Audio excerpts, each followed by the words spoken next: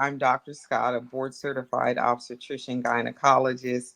Um, and who I'll just, my background so you can know I have a bachelor's degree in biology. And I completed my studies at, which is now, it used to be UMDNJ, now it's Rutgers State University in Newark, New Jersey, where I went to medical school and did a 4-year residency in obstetrics and gynecology. So I understand you all are talking about menopause tonight, which is obviously, as a gynecologist, something that I deal with, being that I deal with women from, adolescence, birth control, pregnancy, after, and then menopause is kind of the later stages of life. But since I was working and I missed the beginning, you all can fill me in, or if you want me to answer, just tell me where we are in the conversation. What are some of the other options for women that maybe we're not aware of that are Right. going through it? Okay, so I mean, the average age of menopause is 51 plus or minus. Some women will go through it sooner. For instance, someone who smokes, but other reasons, let's say a woman had surgical menopause, you get a hysterectomy at 45 and they take your ovaries, you will go into menopause immediately, like in the hospital. Mm. So, and people, you may hear about it from other people, or, if let's say your mother or grandmother didn't really have the common signs of it, you may not know much about it. But it's essentially a stage in life that the majority of women will go through, and to varying degrees. And the things that you typically, which you all may have shared, you're going to go through are things like hot flashes, night sweats, mood swings, sleep disturbances, a dry vagina, decreased libido, hair thinning, dry skin, Yes. all Yes. of those things. And it's basically because it is a high low estrogen state. So when we're born, we have our ovaries. The two main female hormones are estrogen and progesterone. And once your ovaries become what we call atrophic, they basically go through a process where they go from being a glistening like a grape to they shrivel up like a raisin. And then you no longer have the things, the estrogen that makes the estrogen that benefits us as women. So then you have to start talking about what you're actually trying to treat. And not every woman will have hot flashes. The majority will, and to varying extents. They could be very mild. There's some women who don't have them at all. And they're Mhm. not just at night. They could be all the time, all day.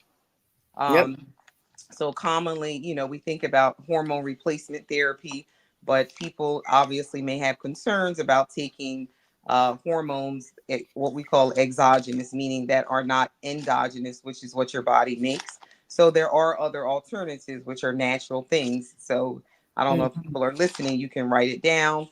I'm going Mhm. to tell you about things that are natural. You can get also about some medications, but anything I tell you is something that you should obviously research on your own and check with your own healthcare professional, because I don't know anyone's medical background. Mhm. And some things you can take and some things you can't. They could be contraindicated based on you as an individual.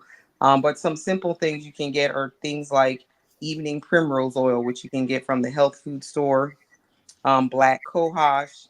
Sometimes, if you're trying to boost your mood, there's something called St. John's wort.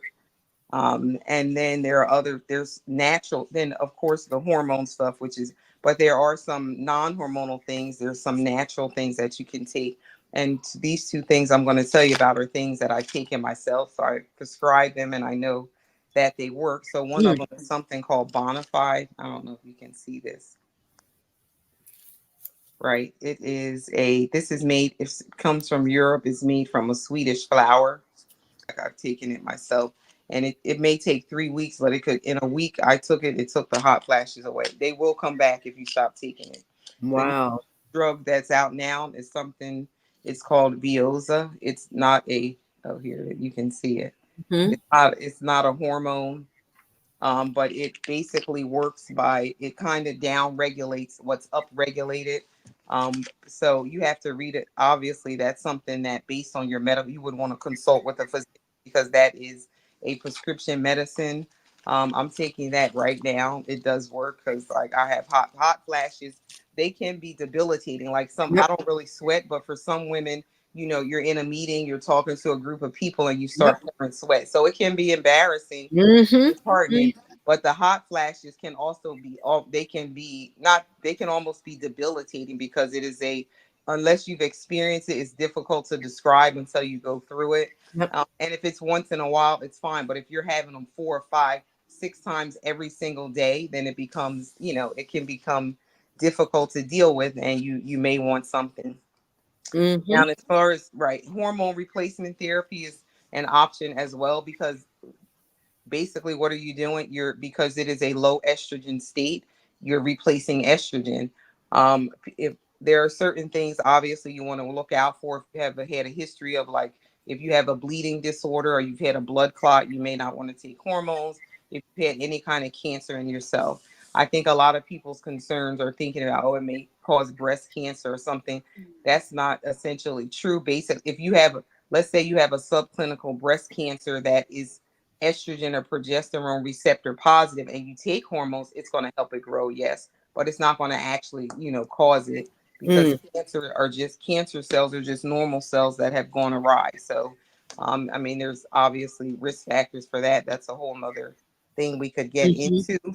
Mm-hmm. But so, I mean, hormones, and like I said, it really just depends on what you're dealing. I mean, you don't have to do anything or take anything, but obviously it's an independent thing, and it's just based on how you're feeling as an individual. So, other things that a couple other things I didn't mention were like anxiety, like panic attacks. Some women have panic attacks. They think they're having a Yep. heart attack. They don't know what's Mm-hmm. wrong with them. They might, it might go, you have brain fog. So there's so many things, but there, again, there's, so with that, you have to initially, you may not know what it is, but as time goes on and you figure out what it is, then you can, do behavior modification to deal with that. But there are things you can take to boost your mood, like ashwagandha. I'm not sure if you all are familiar with that.